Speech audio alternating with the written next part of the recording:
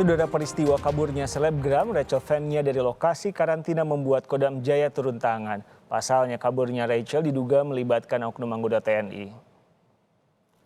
Kodam Jaya bertindak selaku Komando Tugas Gabungan Terpadu COVID-19. Kapendam Jaya Kolonel Herwin Budi Saputra mengonfirmasi bahwa benar Rachel Fenya kabur dari karantina di Wisma Atlet. Hal itu diketahui setelah Kodam Jaya melakukan penyelidikan mulai dari Bandara Soekarno-Hatta hingga Wisma Atlet. Rachel Fenya diduga berniat kabur sejak tiba di Bandara Soekarno-Hatta setelah pulang dari Amerika Serikat. Kaburnya Rachel diduga melibatkan oknum TNI berinisial FS yang bertugas di bagian pengamanan Satgas COVID-19 Bandara Soekarno-Hatta. Ia diduga mengatur agar Rachel dapat menghindari prosedur pelaksanaan karantina yang harus dilalui setelah melakukan perjalanan dari luar negeri.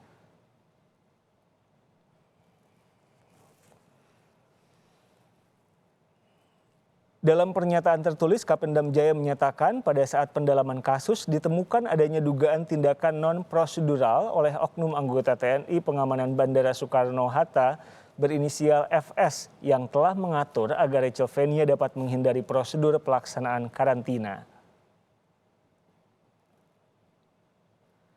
Sanksi pelanggar aturan karantina kesehatan tertuang dalam pasal 393 Undang-Undang Nomor 6 Tahun 2018 tentang kekarantinaan.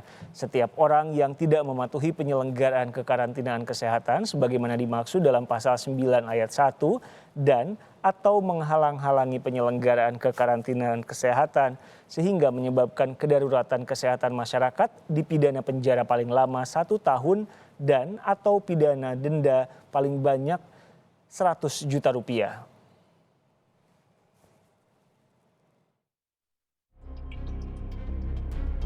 Kabar kaburnya Rachel Fenya dari karantina ini terungkap di media sosial. Rachel diduga hanya melakukan karantina selama 3 hari. Padahal sesuai aturan terbaru dari pemerintah, bagi warga negara yang baru tiba dari luar negeri wajib melakukan karantina selama 5 hari. Bila melihat sejumlah postingan di akun Instagramnya, Rachel membagikan foto saat tengah berada di Amerika Serikat bulan lalu. Kepulangan ke Indonesia yang kini jadi masalah. Sejak 9 Oktober lalu viral kalau Rachel tidak menjalani karantina sesuai aturan. Bahkan ada yang memposting usai menjalani tes swab, Rachel langsung pulang. Masalah lain kemudian muncul. Selain kabur dari lokasi karantina, Rachel Fenya juga diduga menyalahgunakan fasilitas karantina karena ia tidak termasuk dalam kategori yang berhak dikarantina di Rumah Sakit Wisma Atlet Pademangan. Rumah sakit itu hanya untuk pekerja migran, pelajar atau mahasiswa, dan pegawai pemerintah yang baru pulang dari luar negeri. Penyelidikan dilakukan Kodam Jaya karena diduga ada oknum TNI yang membantu Rachel. Tim Liputan Kompas TV. Rachel Fenya buka suara lewat pernyataan yang ia tulis di Instagram. Rachel meminta maaf atas kesalahannya yang merugikan orang lain. Ia menyebut hal buruk yang dilakukannya akan dijadikan sebagai pelajaran ke depan untuk selalu berpikir dalam langkah ke depannya. Lebih lengkap soal perkembangan kasus ini dilaporkan jurnalis Kompas TV Dian Silitonga. Dian, ada oknum TNI yang terlibat. Bagaimana proses penyelidikannya sampai sore ini?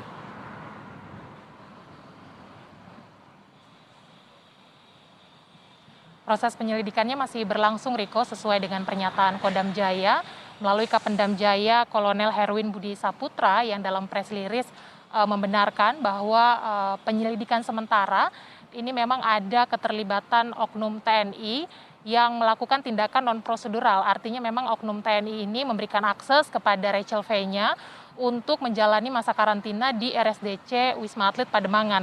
Yang padahal Rachel Fenya ini tidak termasuk dalam kriteria pelaku perjalanan internasional yang bisa melakukan karantina di RSDC Wisma Atlet Pademangan. Kemudian juga oknum TNI ini membantu Rachel Fenya untuk kabur atau tidak memenuhi masa karantina selama 8 hari sesuai dengan Surat Edaran Nomor 18 Tahun 2021. Nah, aturan melakukan masa karantina selama 8 hari untuk pelaku perjalanan internasional ini saat ini sudah diperbaharui, Riko. Jadi Satgas Penanganan COVID-19 sudah merilis surat keputusan nomor 14 tahun 2021 tentang pintu masuk, tempat karantina dan kewajiban PCR bagi WNI pelaku perjalanan internasional. Nah, aturan ini atau SK ini akan berlaku atau sudah berlaku pada tanggal 13 Oktober 2021 hingga 31 Desember 2021 mendatang.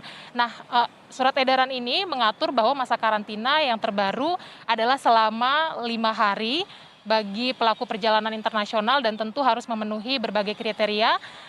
Sudah saya sebutkan tadi kriterianya, yakni diantaranya adalah jangka waktu 5 kali 24 jam ini dilakukan untuk WNI atau WNA yang datang dari negara asal dengan eskalasi kasus positif rendah. Sementara kalau datang dari negara asal dengan kasus eskalasi kasus positif tinggi, maka masa karantinanya harus 14 kali 24 jam.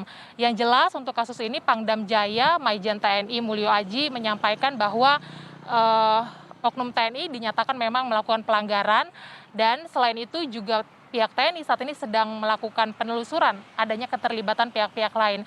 Untuk lebih lengkap kita dengarkan bersama pernyataan dari Pangdam Jaya Maijen TNI Mulyo Aji berikut ini. Kita sedang melaksanakan lanjutan penyidikan tentang kaburnya seseorang dari RSDC, dan kita akan lanjut sampai dengan penyidikan tuntas. Memang ada oknum dari anggota TNI yang di dalamnya terlibat dalam proses yang dilanggar. Jadi ada pelanggaran protokol kesehatan dilaksanakan oleh anggota TNI. Jadi kami melaksanakan evaluasi dulu. Setelah kita evaluasi, apabila ada keterlibatan dari luar dari TNI, maka secara otomatis kita akan melaksanakan peraturan perundang-undangan tadi, kita lemparkan pada kepolisian untuk melanjutkan penyidikan.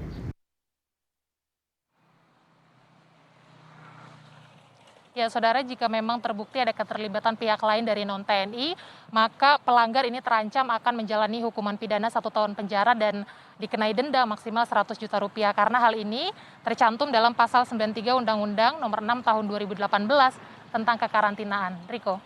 Yang tindakan Satgas COVID-19 atau Kemenkes apa?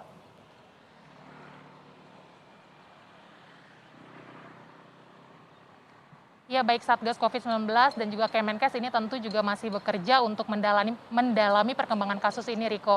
Kalau dari Kemenkes melalui Direktur Pencegahan dan Pengendalian Penyakit Menular Siti Nadia Tarmizi menyampaikan Kemenkes mendorong supaya aparat ini segera memberikan sanksi kepada oknum dan pelanggar Undang-Undang Kekarantinaan. Jangan sampai nantinya ada kesan tebang pilih begitu di kalangan masyarakat, karena apalagi kalau kita mengingat status dari Rachel V-nya ini merupakan influencer atau pemengaruh, sehingga setiap perilakunya atau tindakannya ini akan atau berpotensi diteladani atau ditiru oleh masyarakat luas begitu. Nah, kemudian juga Menteri Kesehatan Budi Gunadi Sadikin juga meresponi kabar kaburnya selebgram Rachel V-nya. Budi Gunadi Sadikin menyayangkan tindakan Rachel V-nya yang tidak menyelesaikan masa karantina dan menyebut bahwa tindakan Rachel V-nya ini sangat egois atau mementingkan kepentingan sendiri. Yang kita tahu selama masa pandemi ini memang masyarakat tentu menekan kepentingan sendiri untuk bisa tetap saling jaga untuk kepentingan bersama. Jadi kita tunggu juga nanti bagaimana perkembangan kasus ini, Riko, terutama terhadap pelaku atau pelanggaran dari Undang-Undang Kekarantinaan ini. Kembali ke studio. Jurnalis Kompas TV Dian Silitonga bercerita soal selebgram yang kabur dari karantina. Berikutnya di Kompas Petang.